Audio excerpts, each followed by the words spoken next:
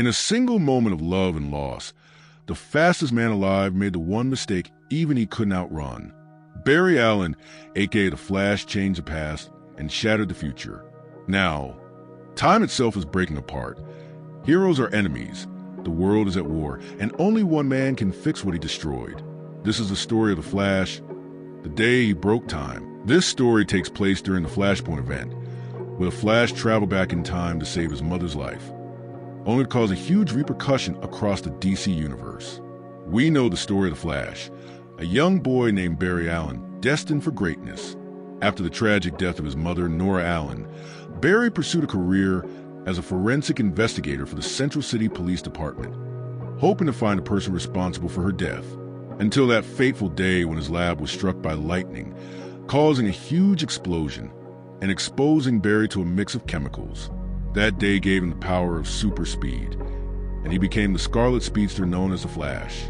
As the Flash, he fought countless villains, fell in love, and married Iris West. He became part of the Flash family and one of the founding members of the Justice League. Barry Allen wakes up at his desk in the Central City Police Department, confused. The air feels different. His surroundings, the light, everything is slightly off. Then a call comes in. Pied Piper, one of the rogues, is committing a crime. Barry jumps up to run, instinctively expecting to feel the wind and electricity of the Speed Force. But instead, he discovers his ring containing his suit is missing, and he unexpectedly tumbles down a flight of stairs. His speed is gone. Before he can process it, the unthinkable happens. His mother, Nora Allen, appears in front of him, alive, smiling, talking to him like nothing is wrong. The moment overwhelms him. He asks her if it's really her. She holds his hand and tells him that yes, it really is her, but that's not the only thing that's different. Nora informs Barry that his father passed away 3 years ago. Barry reveals to her that he's a Flash, a superhero and a member of the Justice League. But Nora has never heard of the Flash, nor has she ever heard of the Justice League. Then he asks if she's heard of Superman or Batman. Again, she reacts with confusion. She's never heard of Superman. However, she doesn't know who Batman is. Things get even worse when Barry visits the Central City Citizen newspaper office to find Iris. He's shocked to see that he and Iris were never married, and that she's in a relationship with one of her colleagues. His heart sinks as he sees the woman he loves kissing another man. Desperate for answers, Barry travels to Gotham City to find Batman, hoping Bruce Wayne can help. But inside Wayne Manor, the building is in ruins. There's no life in the home of the Bat family. No sign of Nightwing or any of the Robins. Barry calls out for Alfred, but no one responds. He found the entrance to the Batcave.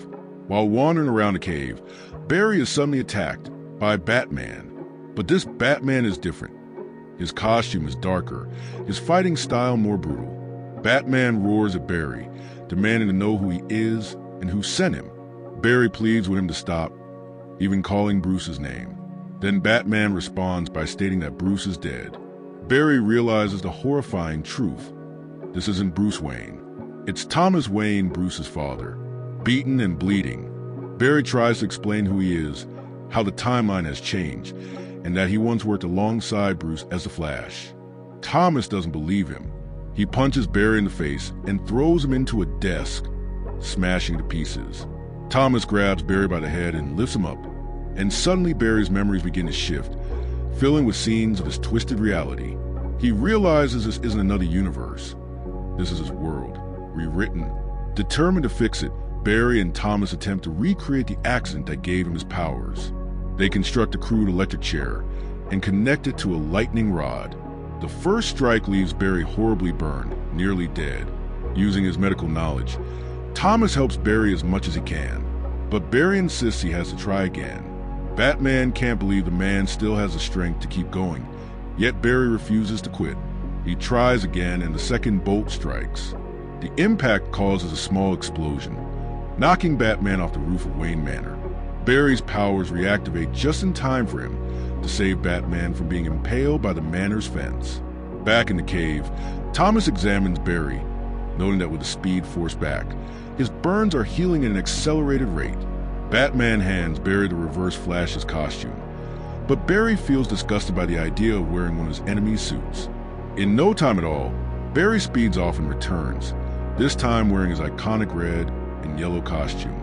As lightning surges through his veins, reigniting the speed force within him, the Flash is reborn.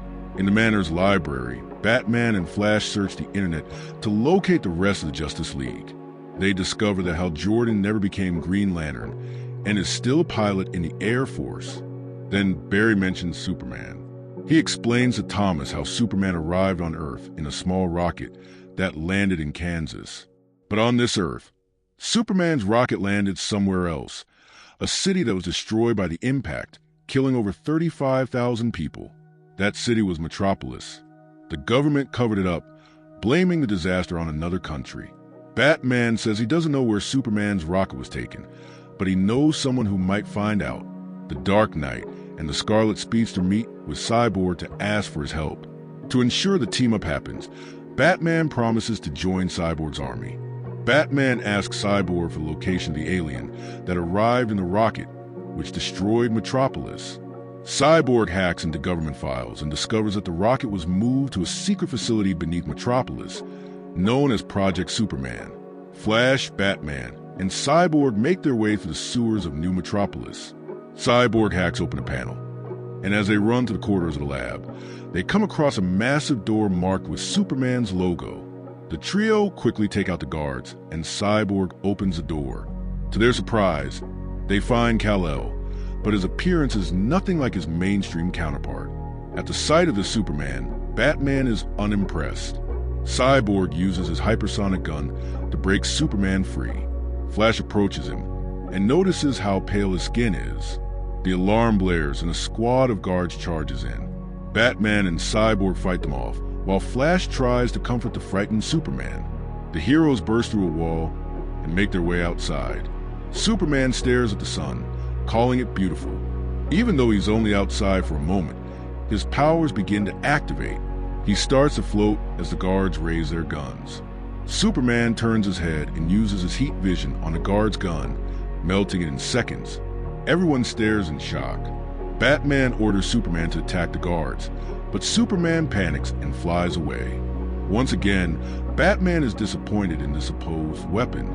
They turn around and find another squad pointing their guns at them. The guards attack the trio. Even outnumbered, they put up a strong fight, but as Flash was trying to dismantle the guards' weapons, he was shot in the back. Just then, a pink gas appeared. It knocked out some of the guards before it turned into a small tidal wave. It was revealed to be Element Woman. She tells the group that she had been following Cyborg since he held a meeting with other metahumans to join forces in combat against Aquaman and Wonder Woman's armies. Flash tells Batman that without Superman, they will have to recruit other metahumans to join the hunt for Reverse Flash. Just then, Flash starts to have another mental attack from his new memories. He knows that he is running out of time before this world overwrites him completely. To slow the process, Thomas gives him a sedative to calm his brain's electrical activity. Their next stop was the home of Billy Batson and his foster family. Batman asks Billy to use his powers to help with Flash's memories. As Billy touches Flash, he is exposed to his main universe counterpart's life as Captain Marvel. Billy reveals that Flash comes from a world with hope. He asks Flash if he is here to save them from their nightmare world.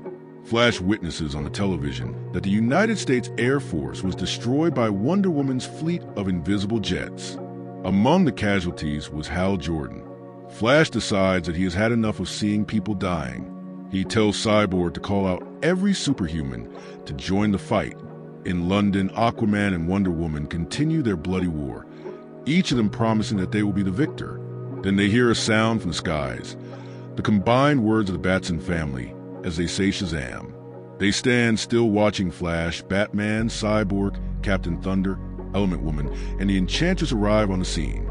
Captain Thunder attacks Wonder Woman, while Flash tries to reason with Aquaman. Then Enchantress casts a spell on Captain Thunder, causing him to separate. The kids try to call back Captain Thunder, but Billy is kneeling on the ground. Everyone is shocked to see that Captain Thunder was a child.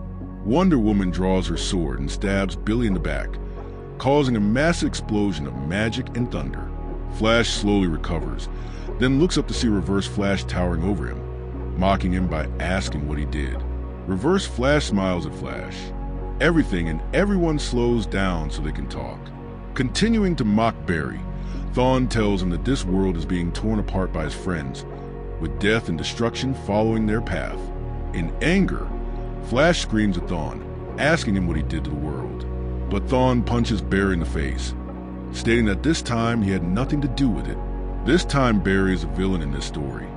He is the one who created this hellish nightmare. Thawne grabs Barry, stating that he doesn't remember how he set things in motion. He vibrates his hand into Flash's head, resetting his internal vibrations.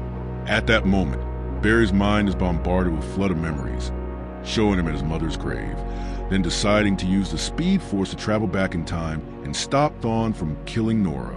By saving his mother from death, he fractured history itself, creating this nightmare world. Superman was never raised by John and Martha Kent. Hal Jordan never became the Green Lantern. Bruce was killed instead of his parents, and many other changes followed.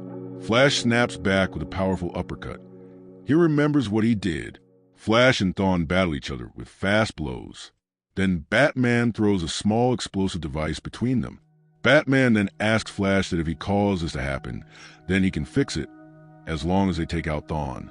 Suddenly, Reverse Flash returns and starts to attack and beat down Batman, knocking him to the ground. Flash steps in, grabbing Thawne, but he kicks Barry in the knee.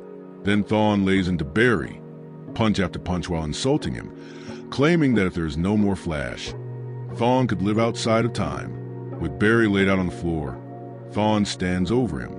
As he laughs over Flash, he states that he can hurt the Flash anytime he wants, and no one can hurt him. Then something happens. Thawne stops laughing and looks down to see something bursting out of his chest. Batman has stabbed Thawne, not only in the back, but through the heart. Batman gives Thawne some advice about never standing still when you are in a war. Thawne drops to the ground and dies before he hits the floor. Moments later, Batman is attacked by Enchantress.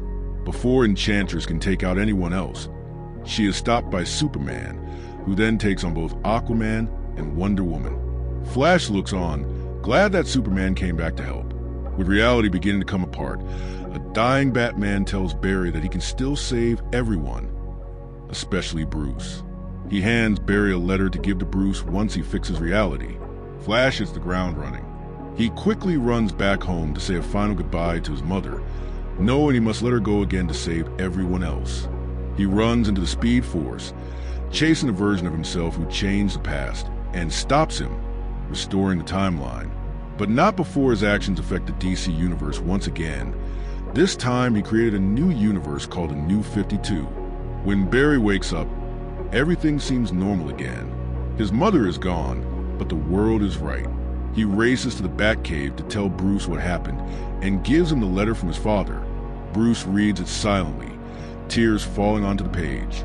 Barry realizes that even though the timeline has been restored, the memory of his mother remains, a quiet gift left behind in the aftermath of the storm. And that's how Barry Allen, the fastest man alive, rewrote his world.